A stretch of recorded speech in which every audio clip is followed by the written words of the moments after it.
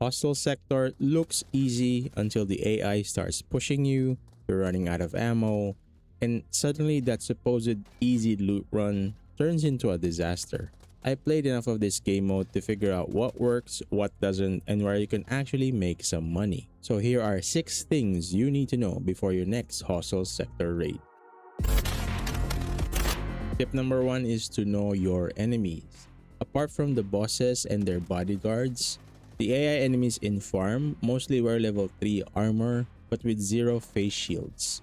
The only instance of an AI wearing a face shield is either Renoir or one of the bodyguards of Fred. And going back, it is recommended to bring at least level 3 ammo for the farm map and then level 4 for Northridge map. As with Northridge, most AI enemies you will encounter there will be wearing level 4 armor, which means they can withstand more shots from you, giving them openings to damage you as well. But again, it's all up to your preference.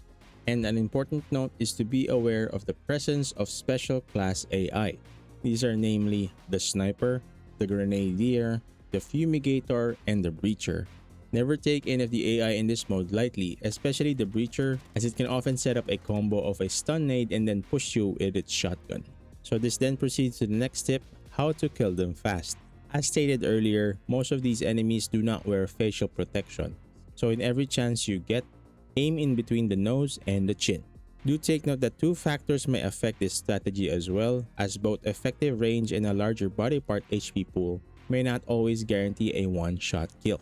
It may confuse you at first, but never trust the brain splatter sound effect, so keep it in mind. You shoot until the body drops on the floor. One thing I learned post-editing is you can utilize Molotovs and gas nades to further lessen their HP values, as these bots would tend to push through these nades or utilities, and once they peek you, they have very weak HP values already. So just a few shots and even on the body, they would die.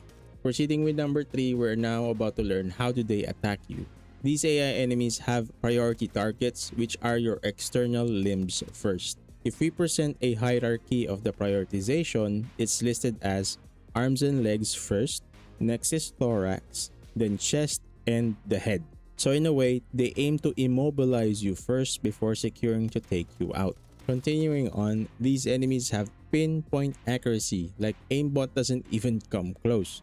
Despite using the least accurate weapons in the game, some examples are the AKM, the Ace-31, and even the SG-550. And one last thing to note is that they react to the sounds that you make. They hear you hurt, they will push. They hear you healing, they will push. So make sure you have enough cover and distance from them before engaging. Next thing to know is what do they drop. It's still an RNG pool when looting these AI enemies, but some items will be consistent. The consistent drops will be the weapon, the magazine, and some coins. But at certain times, you may also get some miscellaneous items from their backpacks. Much higher rarity item spawns are also noticeable from higher level enemies like the specialized AI, including bosses. Next thing to know is what weapon you should use. For this mode, I found the most success using assault rifles or marksman rifles with both semi and full auto capabilities. This way you can cover a lot of ground in taking some gunfights. You can either utilize the distance with some controlled tap firing and also spray some bullets when the enemies push you closer than you would like. From my personal experience, I found success using the MK14, U191, and AK12, as they all provide high effective range, high firing power, and manageable recoil. But yet again, this is all up to you. You choose what you feel is good and what is effective with how you play. This is your personal PVE military playground. And last but not the least is number 6. What is worth taking in the map? Well, obviously, all safes. Every locked room, every encrypted safe, every small safe, you hit every one. It's free and uncontested loot, so make the most of the opportunity. Whenever I spawn in, I tend to create a route that I will be following for the entire raid, as free safes tend to rotate in spawn locations in this mode, which is a good thing in my opinion, and also avoid leaving too early as airdrops tend to arrive midway of the raid. From my experience, these were instances of maybe 1 to 2 planes appearing and dropping the airdrop, which have guaranteed gold items. You can make use of these gold items to either take for yourself or try your luck with the smelter for something better. A bit of disclaimer, as I'm not sure if the smelter will be a permanent machine in this game mode, so this last part may change. Apart from the mentioned, also prioritize boss enemy equipment for their tokens, as some of these tokens are required for you to extract and some of them have a high value in rarity which you can easily sell in the market.